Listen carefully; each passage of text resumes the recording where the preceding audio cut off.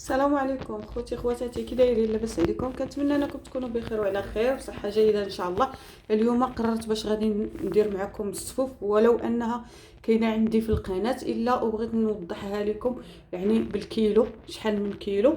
المهم انا هنايا عندي 4 كيلو ديال الدقيق ديال الطحين من بعد ما حمرته في الفران وغربلته المره الاولى، وليت عاوتاني حمرته. يعني راكم عارفين ملي كيتحمر كيدير داك القوقات، وحمرته الاولى وغربلته وليت عاوتاني حمرته باش ما يبقاش فيه داك البيوضه مزيان. هنايا عندي كاوكاو، 4 كيلو ديال الكاوكاو اللي كنحمروه ونحيدو القشره ونطحنو.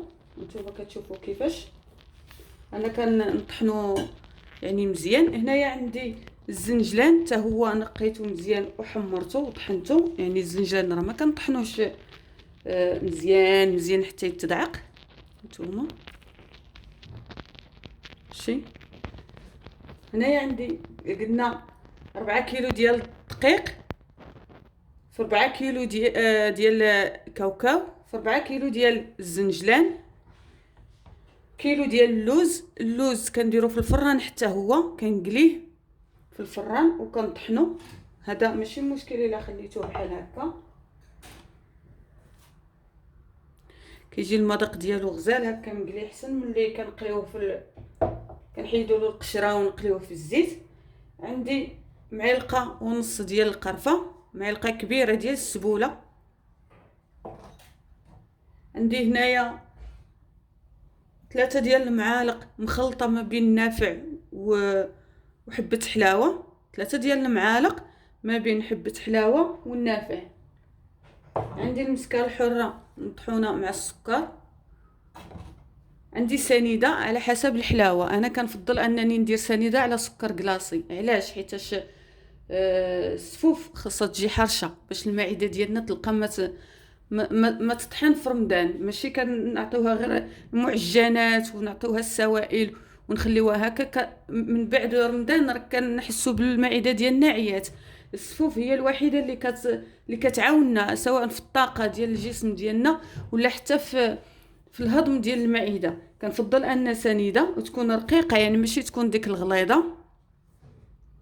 سنيده انا كنفضلها هي، ما عمرني ما درت سكر كلاصي حيتاش السفوف ملي كتجي حرشه راه كتعاون المعده باش تهضم. هنايا عندي قبيصه ديال الملح، وعندي الزيت كنخلطها بالزيت، الزيت النباتيه العاديه. كنطيبها حتى كنطبخها مزيان عاد بها باش كنخلط ان شاء الله. هنايا الزنجلان راني قاسمه، يعني راني حيت ما قدتنيش هذيك، ها هو غنديرهم هادو بجوج ان شاء الله وندوزو بالطريقه.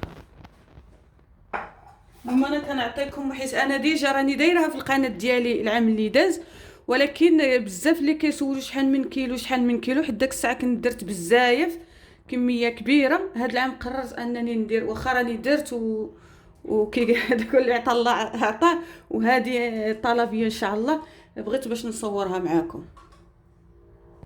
هنا اول حاجه غنديروا شويه ديال الملح غير باش نعلو الشيطان كما كنقولوا. طريقه ديال الملح باش نعلو الشيطان، راه الشيطان ديما منعول.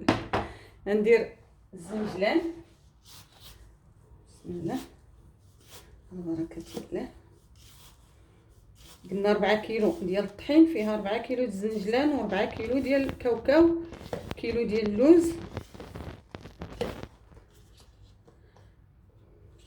السكر دائما كيبقى على حسب السكر، كندير سنيده كتكون رقيقه.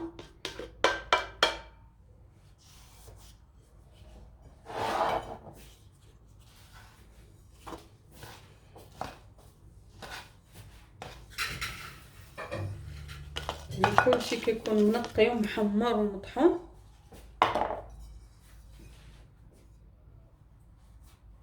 ندير كاوكاو،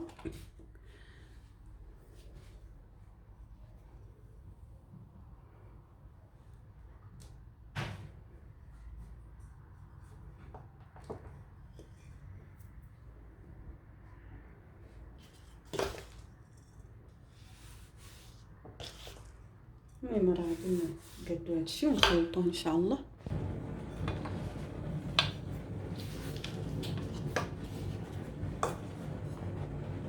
نديرو اللوز كما قلت لكم. اللوز راه مقلي.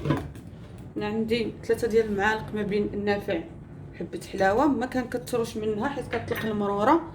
معلقه ونص ديال القرفه، ما كنديرش الكوزه. ندير المسكه الحره. الكوزه ما كنديرهاش في السفوف. المسكه الحره مطحونه مع السكر. كي بغاش يدير السكر على حساب الناس ديال اللي يعني مرادين بالسكر وهذا يطحنوها مع الملحه، شويه ديال الملحه. هنايا عندي سنيده كما قلت لكم. الحلاوه كتبقى على حسب. نذوقوا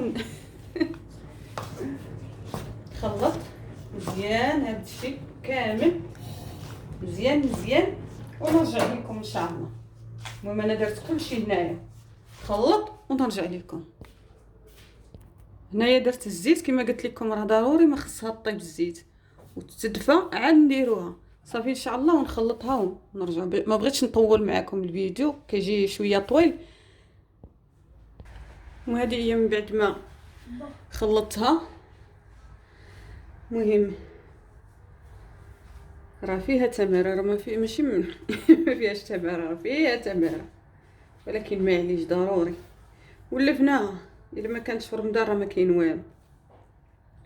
المهم انا هذه ما درتلهاش الزيت بزاف حيت مولاتها بغاتها ناشفه فهمتوا، حيت غادي تمشي بعيده يعني ماشي قريبه. غادي عييت خلطتها عييت راه تبارك الله راه ما قليلاش صلاه على النبي. المهم غادي نقادها في الطاسه ديالها هادي وغادي نرجع لكم. كاين هادي وكاين هذا عاوتاني ها هو فيك ما تقولوش راه هو. يلا هذه هي الصفوف ديالنا ديال هذا النهار.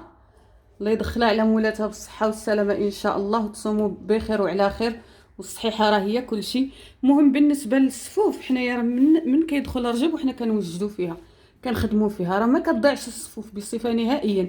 تضيع الى طالت واحد المده اولا الا درتوها بالزبده راه كتضيع، اولا الا كان بحال مثلا كاوكاو ولا الزنجلان كان قديم عند مول المحل كيكون بارد ديال العام اللي فات، اولا هذيك هي كتضيع. اولا تضيع لك الصفوف الا طحنتي كلشي وخليتيه مده طويله عاد جيتي باش ديري الصفوف ديالك تخلطيها، هذيك راه كتضيع حيت كيكون ديجا هو اصلا ضاع وطلق ديك النسمه ديال الرطوبه كما كنقولوا، راه كتضيع الصفوف. اما الصفوف راه ما تضيعش الا خلطتيها في بلاصتها وخليتيها في الثلاجه اولا في الكونجيلاتور. راه كاين اللي كيديرها في الكونجيلاتور كيقسمها وكيديرها في بواطات وكديرها في الكونجيلاتور كل نهار كتجبد يعني القياس اللي غادي تفطر به. هادشي اللي بغيت نقول لكم، وكنتمنى لكم رمضان مبارك سعيد. وها هو عاوتاني كوموند واحد اخر، ها هو مازال راه مخلطه، خاصني غير مخلطه القوام وداكشي، خاصني غير نخلط ليه الزيت ان شاء الله. ها هو راه الصفوف راه ما كتضيعش كما قلت لكم، راه كنبداوها من رجب وحنا كنبداوها ان شاء الله.